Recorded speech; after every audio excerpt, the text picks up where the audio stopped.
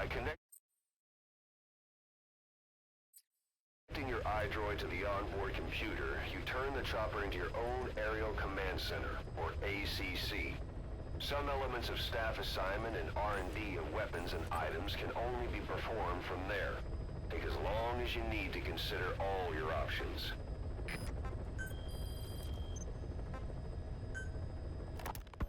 Ocelot, I hear they started calling you Shalashaska in Afghanistan. What's that about? You know the term Sharashka? It's slang for a suspicious, hastily thrown together organization. The word became associated with a type of forced labor facility in the Soviet Gulag system. OKB scientists and engineers who'd been convicted of crimes were sent to a Sharashka for forced R&D. The Sharashkas were supervised by Lavrenti Beria of the NKVD, the secret police, under the official name 4th Special Department. Forced research? That's not very different from what we do here. Diamond Dogs is different. Everyone here believes in you. Regardless of where they came from or why they're here, they revere you. And they're fighting because it was their choice. And if it wasn't, they'd leave? Who knows? That's our reality here, whether it's real or not. If there's another truth, I don't want to know it. All that matters is that's the concept that's taken shape in their heads. The traces of a group ideology, our superstructure, to put it in Marxist terms. All right. Go on. Right. So anyway, at some point the enemy started calling me Sharashka. This was after the war in Afghanistan broke out. While I was keeping an eye on you in that hospital, I was also heading up interrogations here. The men I broke gave up their comrades and families, everything they wanted to protect them most. No real cause for it. I just let myself get caught up in the old Russian pride. And suddenly I received the honor of becoming Special Interrogation Advisor to the forced labor camps. But the more men I interrogated, the more people saw me as just that, the interrogator. It helped cover my real objective of keeping you safe. You went that far for me? Far enough to keep you alive. I ended up being pretty well known among the Afghan guerrillas. Some of them would have seen me on the battlefield, and that's how I got the second half of the name. Shashka. It's a sword, a type of saber from the Caucasus. Russian dragoons and Cossacks carried them into battle. Now, the Russian Empire had a general by the name of Fyodor Arturovich Keller. His bravery earned him the nickname Russia's Greatest Shashka. Someone must have known about that, because somewhere along the line, Shashka got stuck on the end of Sharashka. The guerrillas were using the name amongst themselves, and by the time I got to hearing about it, pronunciation had wound up as Shalashashka. So, half Gulag, half hero sword. It was a perfect fit. But you see how rumors and ideas about people can get out of hand fast. Once you create a character and put it out there in public mind, it warps and twists with every baseless rumor. And before you know it, all people see are phantoms. In my case, it works out just fine. I'm plenty used to working under aliases. So SALT II still hasn't gone into effect? That treaty was drawn up to limit not just the size of the U.S. and Soviet Union's nuclear arsenals, but also their delivery systems. The whole deal. Just when we thought all those years of negotiations had paid off, somebody decides to invade Afghanistan. The timing couldn't have been worse. The president was in the middle of the SALT II talks back then. You mean while you were busy trying to stop Peace Walker? I heard. President Ford was meeting with the General Secretary in Vladivostok. In his absence, the political brass in America detected what they didn't realize was false nuclear launch data from Peace Walker, and were on the verge of ordering a retaliatory nuclear strike. Coleman's big idea? Humans are incapable of destroying themselves. Turns out he never knew what humans are capable of. If that AI, the boss, hadn't found a way to stop the fake data transmission, they probably would have gone ahead with the launch. Deterrence was revealed as the pipe dream it was. All thanks to you. And her. The U.S.-Soviet talks looked set to fall through. What happened in Nicaragua no doubt helped trigger a change of heart. But in the end... The time's to find the politics. When you've grabbed their tail, they turn and bite your hand. I first met you 20 years ago now. The place was Selenouyarsk in the Soviet Union. We were enemies. I was with the GRU. You were still fighting for America. 1964. Operation Snake Eater. Its objective? The assassination of the legendary soldier known as the Boss. When you returned home successful, they awarded you the title Big Boss. Your CO, Zero, sought to carry on the boss's will by covertly establishing his own organization. You knew the original members from Operation Snake Eater. From America, there was David O, or as he was to you, Major Zero. Donald Anderson, aka Sigint. Dr. Clark, who went by paramedic during the operation. And the fourth, you. From China, there was Eva. And me, Ocelot, from the Soviet Union. 6 in total. To us, government notions of friend and foe were meaningless. As were East and West, we joined forces by our will alone. Our objective was to fulfill the boss's dying wish, to make the world one. And to do it, Zero used the Philosopher's Legacy, the secret war fund you obtained during Operation Snake Eater. This organization would go on to become Cypher. I, on the other hand, was left with the problem. You only recovered half of the legacy. I had to locate the other half myself. When I found the funds, I passed them on to Zero, just as you wanted. I still trusted him in those days. We thought what he was doing was the boss's will, until he started that one project. Les enfants terribles, Zero called it. You parted ways, as did Eva, leaving only Anderson and Clark still with him. I maintained limited contact, although truth be told, we were just keeping tabs on one another. The reason was always you. After you returned to the Army and created Foxhound, you left America. For a time, even I'd lost track of you. I'd imagine Zero did too. You always were the best when it came to hide and seek. Zero created Cypher, an information network to tap into every corner of the globe. Woven together, Cypher's arteries make the world just one big organism. And that's not all. It also monitors the thorn in Zero's side. That's you, tracking your coordinates wherever you might go. The further you strayed from your roots, the larger Zero became. It's as if he was trying to close the gap between you. But before long, he disappeared from public life. Only a few people had direct contact with him. For a time, I was one of them. Then a year after you fell into your coma, he slipped out of sight entirely. Since then, nothing. No photos, no recordings, not even a reliable rumor as to his whereabouts. I tried every method I could think of, but Zero was gone. Freed of his control, his creation, his power continued to grow. Cypher is a great beast, and Zero was its spine. But even without him, it's endured, evolved. But now its body is rotting, riddled with parasites. Parasites like the ones who attacked you 9 years ago in the Caribbean, and then at the hospital.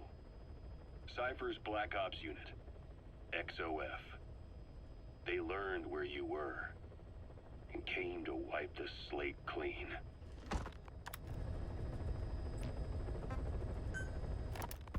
Christmas Eve, 1979. The Soviet Union rolled into Afghanistan. Muslims had revolted against the Soviet-friendly regime established the year before. The DRA forces could no longer contain it themselves, so the Soviets went in to intervene. The Afghan government was powerless and fraught with infighting. They lost the hearts and minds of the people, and that alarmed the Soviet leadership. With the Islamic Revolution happening in Iran, the Soviets felt they had to act fast or risk the spread of Islamic revivalism. A superpower, sending a motorized rifle division against men on horseback with antique rifles. Everyone thought it'd be over in an instant, only it wasn't. Some Muslims made their fight a jihad, a holy war, and began a guerrilla campaign on all fronts. A war of attrition. These fighters call themselves Mujahideen. They're being supported by the West through Pakistan. That's why Miller was involved. He was training them near the Zero Line, sponsored by the CIA. The war has become a nightmare for the Soviet troops stationed here. They thought they'd be headed home in 6 months at the most. Then a year passed. 2 years.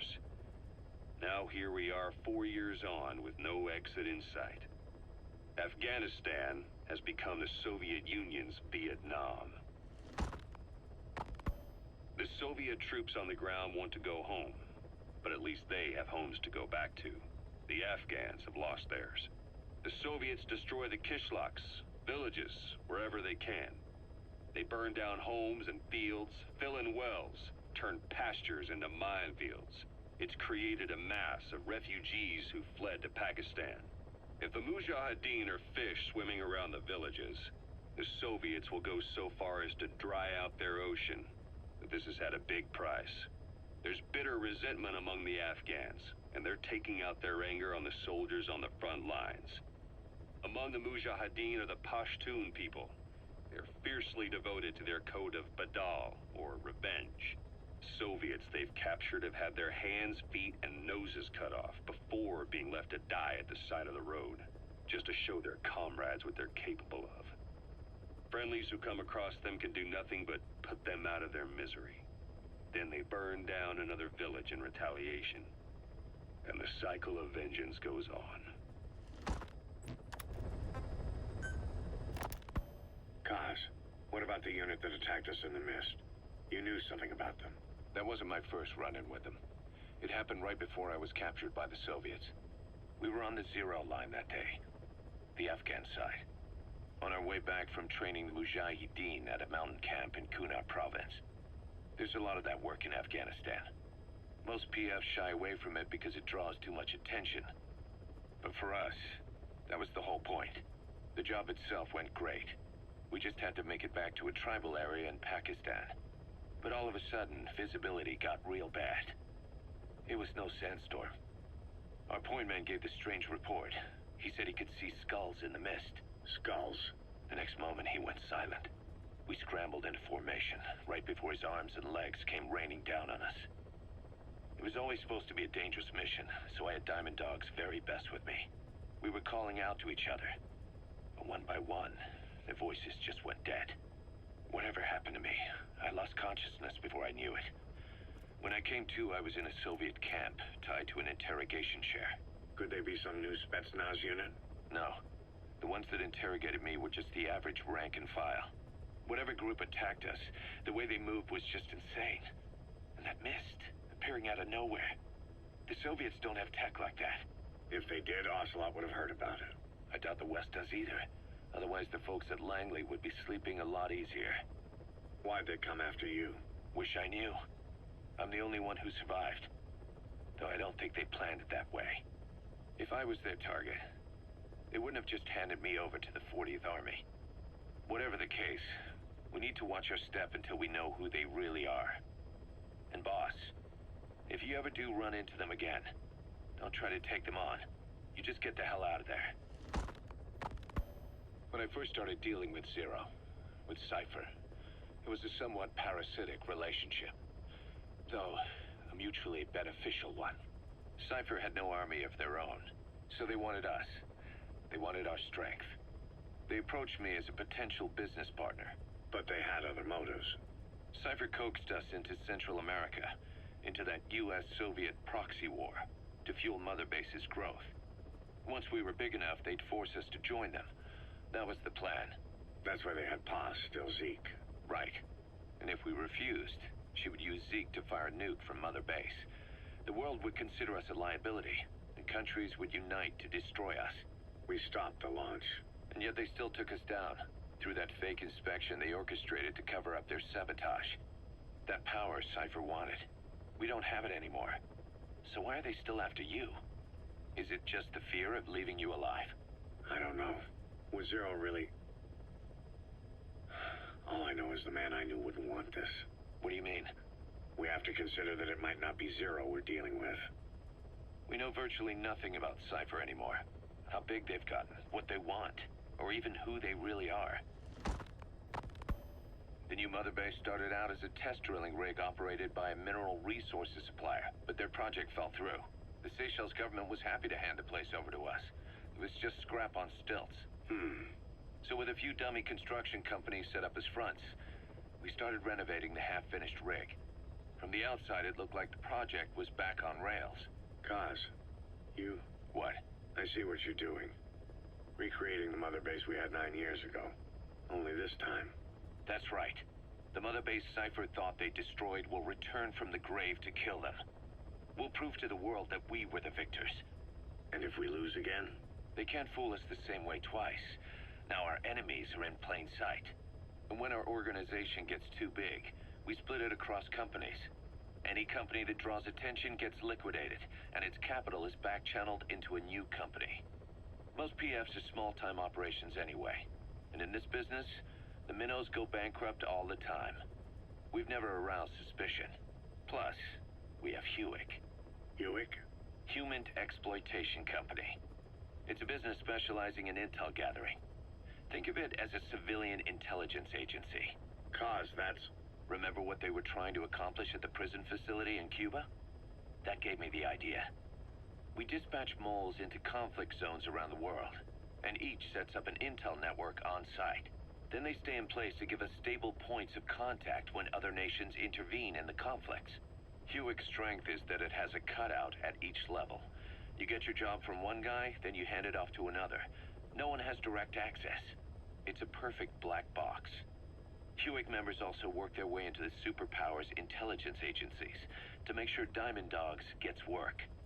We have those countries by the balls. That's our deterrent when we need it. Networking? In the intelligence community? Sure, that's how we've grown this far. And when you go out on missions, intel from Hewick will be there to back you up. But despite all that, Cypher has its eyes on us. The only reason I'm not dead is that they needed to know where you were. Figured if you woke up, I'd go straight to you. That's why you made that ruckus at the Zero Line. Yeah, to make their own surveillance work against them. I think it took some of the heat off Cyprus. Kaz. Then I just had to wait for you to save me. And I've gotten used to waiting. Kaz. That's not all. It was a good chance to scout the market. And with the West wanting the Soviets out of Afghanistan, their agencies are bursting at the seams with funding. Boss, let's start by building up our Afghan presence. Why put Mother Base in the Seychelles? We're at the center of the world here. We're all the way out in the Indian Ocean. Come on. Lebanon, Sri Lanka, East Timor, and Africa. From here, our reach extends to conflict zones the world over, including Afghanistan, of course. So it's prime real estate for a mercenary. Exactly. Latin America isn't as close as I'd like, but we have Amanda and her people to help in that department. And besides, the Seychelles government owes us a favor. Owes us? The Seychelles has strong ties to the east, which the West wanted to shake up. It came to a head 3 years ago, in an attempted coup. It was a force of South African mercenaries, with U.S. backing behind the scenes. They were only platoon size. But South Africa is home to some heavy PFs. Too much for the Seychelles to handle. In the end, they accepted help from the Tanzanian army, and quelled the coup. We set up the deal and handled on-site tactical instruction. That led to some training work for the Seychelles military. And when we put down a mutiny within their forces, well, we made a lot of people happy. They don't pay us. They just let us have a piece of their offshore territory on the promise we'll come running if something else happens. So we're bodyguards, too. It's a good setup. We can only take Mother Base so far here. We'll have to find somewhere else when this place starts getting big. Aren't you being a little hasty? Nothing hasty about it. You're back with us now. So, Kaz, the ship that took us from Cyprus, it used to be a whaler. Yeah, a Japanese vessel. How was the voyage? It was... stimulating. Well, she was part of a whaling fleet up until a few years ago. Her displacement isn't anything to write home about, but she can really move. She still had plenty of life left in her, but then the work dried up. Global opposition to whaling has been mounting for years. Is that right? The push to ban it has been gaining traction for a little over a decade. Individual species came under protection as the years went on. And then 2 years ago, the IWC adopted a moratorium on commercial whaling. Several countries, including Japan, fought it to the bitter end. But eventually, most whaling companies had no choice but to throw in the towel. You ever tried whale snake? Can't say that I have. When I was a kid in Japan, practically everybody ate it. That good, huh? The country was poor in those days, and whale was cheap. International opinions changed since then. In any case, that's why we were able to get a bargain price on the ship. Of course, we did end up spending 5 times the purchase price in modifications. We had to really work to fit in all the ESM and communications gear while keeping the whaler look intact. Right now, she's going around conducting SIGINT missions. In the future, we plan to use her as a communications relay base between you and Mother Base, and also as a chopper resupply vessel. Diamond dogs. The word diamond originally comes from the Greek adamas. It means indomitable, unyielding. Other words for the stones often mean eternal bond, fortitude, or purity. The same is true of the Star of Bethlehem flowers you laid on the boss's grave. They represent innocence, as well as chastity, yielding to no man while maintaining one's virtue. In other words, staying loyal to something.